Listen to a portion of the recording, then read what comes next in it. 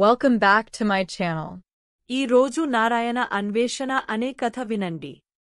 ఒక అవ్వ ఎప్పుడూ కూర్చున్నప్పుడు, వంగినప్పుడు, పైకి లేచినప్పుడు కూడా నారాయణ నారాయణ అంటూండేది. ఆమె మనవడు విష్ణు ఒకసారి ఎందుకవ్వా నువ్వు ఎప్పుడూ నారాయణ నారాయణ అంటుంటావు, ఆ నారాయణుణ్ణి ఓసారి నాకు చూపించు అని అడిగాడు. నారాయణుడు ఉన్నాడు, కాని ఆయన మనకు కనిపించడు రా నాయనా అని చెప్పింది అవ్వ. అదేంటవ్వా, దేవుడున్నాడంటావు, కాని కనిపించడంటావు, నువ్వు ఉన్నవాడు కనిపించాలిగా మరి. ఏమో, నేను మాత్రం దేవుణ్ణి చూడాల్సిందే. రేపు నన్ను తొందరగా లేపవ్వా, ఇక్కడ కనబడని దేవుడు మరెక్కడైనా కనిపిస్తాడేమో చూసి వస్తాను నేను అని చెప్పి పడుకున్నాడు వాడు. మరుసటి రోజు ప్రొద్దున్నే అవ్వ విష్ణును లేపగానే వాడు లేచి దేవుణ్ణి వెతుక్కుంటూ నిజంగానే అడవిలోకి బయలుదేరాడు. నడిచి కొంతకాలానికి అడవిని దాటి ఒక రాజ్యం చేరుకున్నాడు. ఇక్కడి రాజుగారింటికి వెళ్లి రాజాగారు నేను నారాయణుని దగ్గరకు వెళ్తున్నాను, మీకు ఏదైనా సమస్య ఉంటే నాతో చెప్పండి, దానికి పరిష్కారం కనుక్కుని వస్తాను నేను అన్నాడు. ఆ మాటలకు రాజుగారు, చూడు బాబూ, నేను చాలా సంవత్సరాల క్రితమే ఒక చెరువును తవ్వించాను, నీటితో నిండి 10 మందికి ఉపయోగపడాల్సిన ఆ చెరువు ప్రతి సంవత్సరమూ తెగిపోయి నిరుపయోగమై పోతున్నది. ఎన్నిసార్లు మరమ్మత్తులు చేయించినా ఫలితం లేకుండా పోతున్నది. ఎందుకలా అవుతున్నదో అర్థం కావటం లేదు. అదేం చేస్తే బాగవుతుందో నారాయణుణ్ణి అడిగి తెలుసుకురా అని చెప్పాడు. సరే అని విష్ణు ముందుకు సాగిపోయాడు. అలా వెళుతున్న విష్ణుకు దారిలో ఒక పెద్ద పాము కనబడింది. బాబూ, నువ్వు నారాయణుని దగ్గరికి వెళ్తున్నావని తెలిసింది. చాలా కాలం నుండి నా తల మీద ఒక పుండు ఉన్నది, అది ఎంతకీ నయం అవ్వట్లేదు.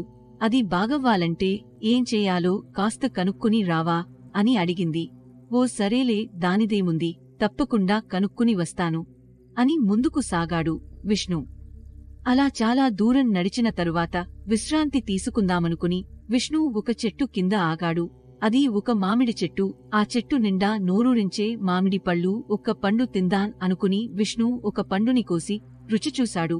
కాని ఆ పండు చేదుగా ఉన్నది. మరో పండును కోసి చూస్తే అది కూడా చేదే. ఏమిటిది, మామిడిపళ్ళు చేదుగా ఉంటాయా అని పైకి గట్టిగా అన్నాడు విష్ణు. అప్పుడు ఆ మామిడి చెట్టు మాట్లాడింది. చూడు బాబూ, నువ్వు నారాయణ స్వామి దగ్గరకు వెళ్తున్నావని తెలిసింది. నాకో సాయం చేసి పెట్టు. ప్రతి సంవత్సరము నేను చాలా కాయలు కాస్తాను, కాని నా పండ్లన్నీ చేదుగా ఉంటున్నాయి. ఎవ్వరూ వాటిని ఇష్టపడటం లేదు.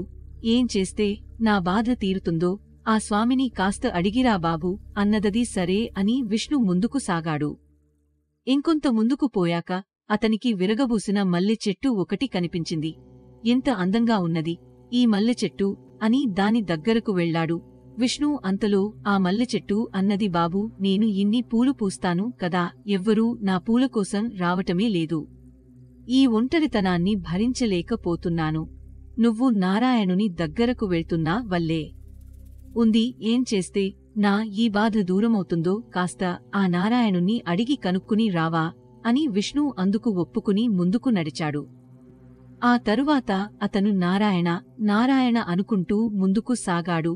ఎంతో అలసిపోయాడు, కాని తన ప్రయత్నాన్ని మాత్రం వదలలేదు, వెనకడుగు వేయలేదు. అలా పోతున్న విష్ణుకి ఒకనాడు ఒక ముసలాయన కనిపించాడు. ఆ తాత విష్ణుని దగ్గరకు పిలిచి, బాబూ, నాకు చాలా దాహం వేస్తోంది, తాగడానికి కొన్ని నీళ్లు తెచ్చి ఇవ్వు నాయనా అని అడిగాడు. సరే అని విష్ణు నీళ్ల కోసం వెతికాడు. దగ్గరలోనే ఒక చిన్న నీళ్లగుంత కనిపించింది అతనికి. కాని నీళ్లను తీసుకెళ్లేందుకు పాత్ర ఏదీ లేదే. కొంచెం ఆలోచించిన మీదట విష్ణు తన కండువాను ఆ నీళ్లలో తడిపి తాత దగ్గరికి తీసుకెళ్లి, తాతా, దీన్ని పిండు, నీళ్లు వస్తాయి అని చెప్పాడు.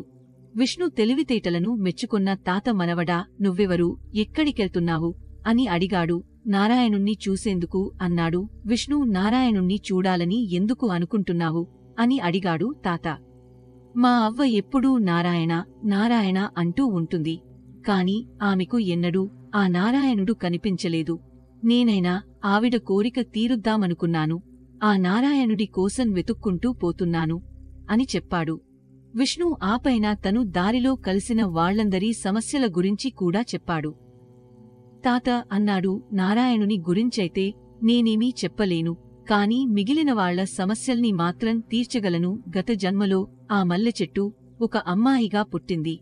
అప్పుడు ఆ పిల్ల చాలా పూలను, పూతీగలను కాళ్లతో అదేపనిగా తొక్కుకుంటూ పోయేది. అందుకే ఈ జన్మలో ఆమెకు ఇలా జరుగుతున్నది అని. మరి దానికి ఏమీ పరిష్కారం లేదా తాతా అని అడిగాడు విష్ణు. తొలుత ఎదురైన మల్లె చెట్టుతో దాని సమస్యకు పరిష్కారం చెప్పాడు. అప్పుడా మల్లె చెట్టు, వేరే ఎవరో ఎందుకుగాని నువ్వే నా పువ్వులను కోసుకెళ్ళి రాణిగారికి ఇవ్వరాదు అన్నది. సరేనని కొన్ని పువ్వులను కోసుకుని ముందుకు పోతూ ఆ తర్వాత ఎదురైన మామిడి చెట్టుతో దాని సమస్య ఎలా తీరగలదో చెప్పాడు. విష్ణు అప్పుడా మామిడి చెట్టు, వేరే ఎవరున్నారు ఇక్కడ, నువ్వే తీసుకో ఆ బిందెడు బంగారాన్ని అన్నది. సరేనని ఆ బంగారం తీసుకుని ముందుకు సాగాడు విష్ణు. ఆ తరువాత ఎదురైన పాముకు కూడా పరిష్కారం చెప్పాడు. ఆ పాము తన పుట్టలో పడి ఉన్న రత్నాల హారాన్ని తెచ్చి విష్ణుకే ఇచ్చింది. చివరకు రాజుని కలిసి అతని సమస్యకు పరిష్కారం చెప్పాడు. విష్ణు ఎవరినో తెచ్చి ఇంట్లో పెట్టుకునేదెందుకు, నువ్వే ఉండు అని రాజుగారు విష్ణుకు అర్ధరాజ్యమిచ్చి విష్ణును, అవ్వను తనతో బాటే ఉంచుకున్నారు. అంతలోనే విష్ణుకు తను నారాయణుణ్ణి కలుసుకోలేదని గుర్తుకు వచ్చింది. తన మతిమరుపుకు బాధపడుతున్న విష్ణుతో అవ్వ అన్నది, దేవుడు ఏ రూపంలోనైనా ఉంటాడు, ఎక్కడైనా ఉంటాడు. విష్ణు కష్టాల్లో ఉన్న వారికి సహాయం చేస్తే ఆ దేవుడు మనల్ని చల్లగా చూస్తాడు, కనికరిస్తాడు. నువ్వు నారాయణుణ్ణి చూడలేదని బాధ పడవలసిన అవసరం లేదు. నీకు కనిపించిన ఆ ముసలాయన ఎవరనుకుంటున్నావు? ఇంకా అర్థం కాలేదా? ఆ నారాయణుడే. సర్వం శ్రీకృష్ణార్పణమస్తు. సర్వే జనా సుఖినో భవంతు. లోకా సమస్త సుఖినో భవంతు. ఓం శాంతి శాంతి శాంతిః. స్వస్తి. ఈ కథ విన్నారు కదా? మీకు నచ్చితే Please like, share, subscribe my channel. Thank you for watching.